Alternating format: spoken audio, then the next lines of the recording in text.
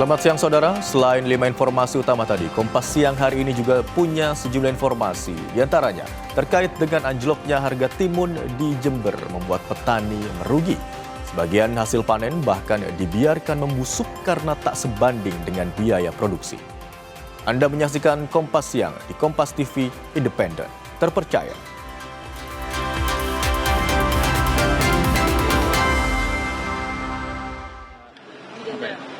Dendanya berlipat-lipat, tapi kita akan lihat berapa hari yang Pak wajar, tapi yang nggak wajar berapa hari yang udah nggak wajar, baru itu kita beresin. Dalam pengertian, kita kejar orangnya, mungkin kira-kira setelah sebulan lebih ya. Nanti terus kita denda yang lebih besar lagi. Artinya? Artinya 1 bulan ya Pak? 1 bulan baru didenda gitu kan? Ini masih hitung-hitungan. Hitungan saya sih udah kalau sebulan di sini kan kelamaan kan. Itu udah lama banget. Karena mereka mungkin hitungnya di sini lebih murah dibandingkan kalau mereka sewa gudang di luar sana. Tapi kan menghambat kinerja pelabuhan jadinya. Jadi akan saya usahakan itu di sini sesedikit mungkin. Ini berkaitan dengan impor yang tinggi di bulan April Pak. Impor kan tinggi Pak di April. Katanya begitu, impornya tinggi di bulan April, Mei. Jadi kalau itu sih bagus tandanya, tapi kita harus siap, ya nggak boleh barangnya menembus sebanyak ini. Jadi kita maintain di level yang normal. Kalau kurang orang saya akan nambah orang di sini. Kalau kurang di Jakarta saya impor dari Surabaya, Medan atau Semarang atau Banten.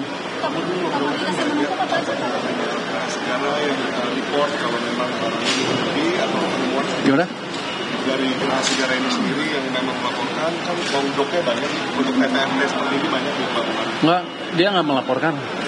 Dia saya datang aja sini kebetulan yang dibuka yang Gerah Segara tadi. Jadi kebetulan ya saya lihat sebentar barangnya apa, ya sesuai lah dengan kata pemeriksa sudah sesuai dengan dokumennya. Tapi nanti harga diperiksa di tempat lain lagi.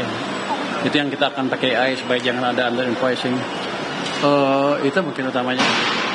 Jadi yang penting ini, ketika domestik ekonomi meningkat, impor meningkat, jangan sampai isinya menjadi bottleneck. Kita ingin memastikan biaya logistik terkendali. Komoditas yang menumpuk tadi apa? Saya nggak lihat satu. Tadi saya lihat tadi ada bahan baku kulit, tapi nggak numpuk sih. Saya nggak tahu yang mana numpuk ya. Tapi yang saya lihat tadi bahan baku kulit, under the blender, ada lagi matras karet, yang terakhir ada marmer atau batu grandis sejenis itulah dari Cina. Itu bukan menumpuk ya, saya nggak tahu itu yang menumpuk apa enggak.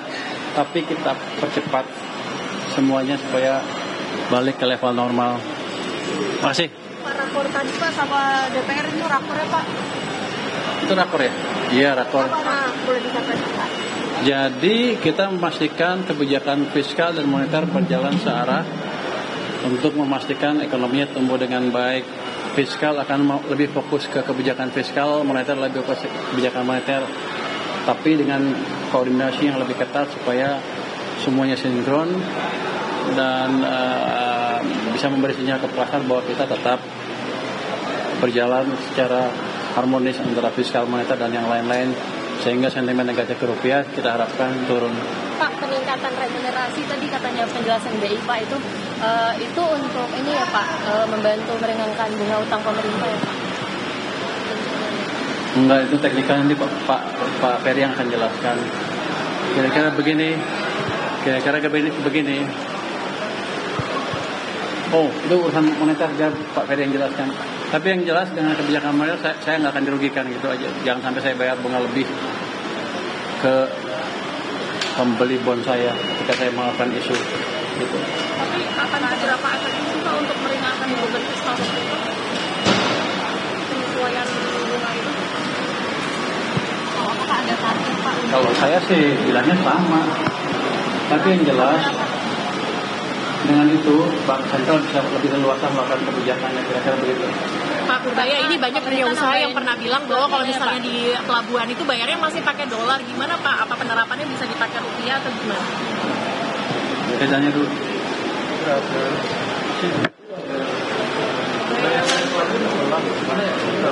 Masih dolar Pak, itu bisa pakai rupiah? Rupiah.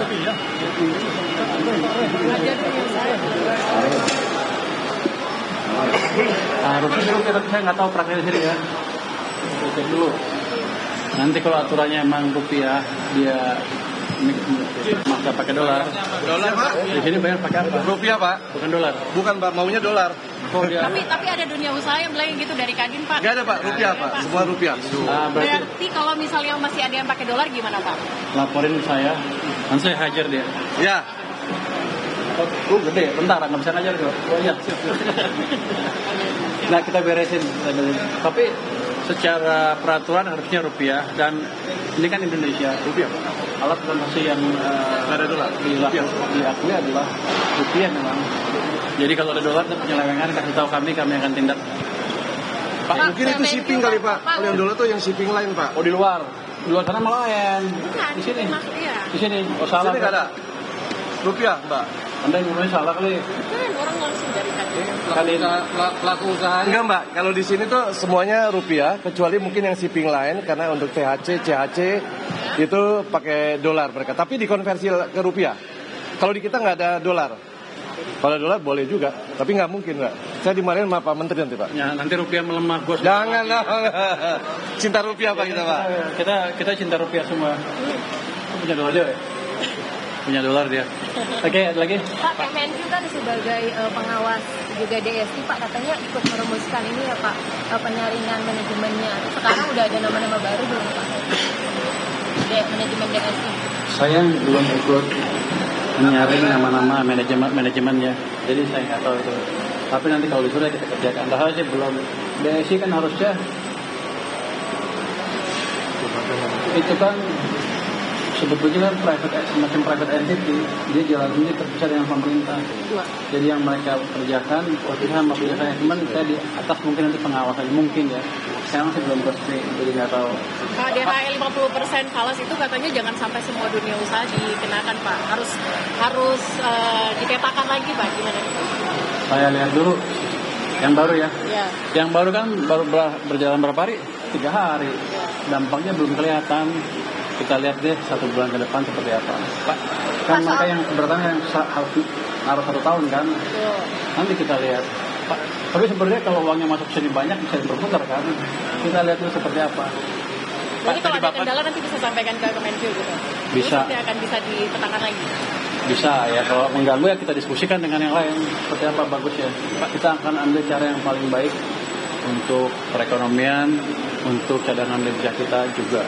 Tadi Bapak bilang kalau misalnya pedagang tahu tempe mulai tergerus keuntungannya, Pak, ini Bapak bisa menyajikan para pedagang ini gimana, Pak, biar keuntungannya bisa kembali lagi? Apakah ada lanjut lagi untuk pedagang yang di Yang pertama kita mesti pastikan demand-nya terjaga.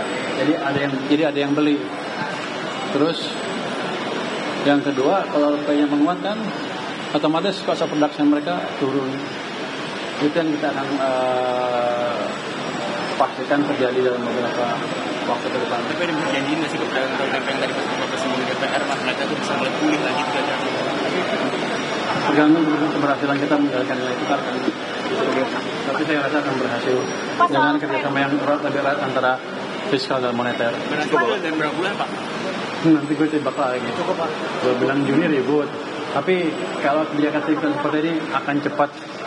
Pak, Yang penting begini. Kita tidak sedang menuju keadaan seperti 97-98 lagi. Fiskal kita baik, ekonominya bagus.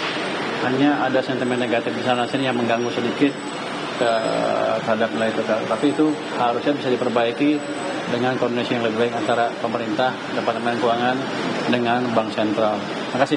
Pak, Makasih. Makasih ya. tanggapannya ada tanggapan nggak, Pak? Itu kan diterbitkan. Kamera, Pak. Ya. Itu tren jual Indonesia saya baca di Bloomberg ya. Itu salah satu penulis mungkin yang nggak tahu keadaan Indonesia seperti apa. Ketika makanya kemarin saya sengaja percepat itu APBN kita untuk memperlihatkan ke pasar bahwa kondisi fiskal kita baik, ekonomi kita juga cukup kuat, sehingga nanti lama-lama sentimen negatif itu bisa hilang. Jadi teman-teman investor, tolong lihat lebih detail, pahami kondisi ekonomi kita seperti apa. Yang saya bisa katakan sekarang adalah fiskal bagus, ekonomi bagus, kepemimpinan Bapak Presiden masih cukup kuat untuk memastikan semua berjalan sesuai dengan strategi pembangunan Bapak Presiden. Ya, terima kasih.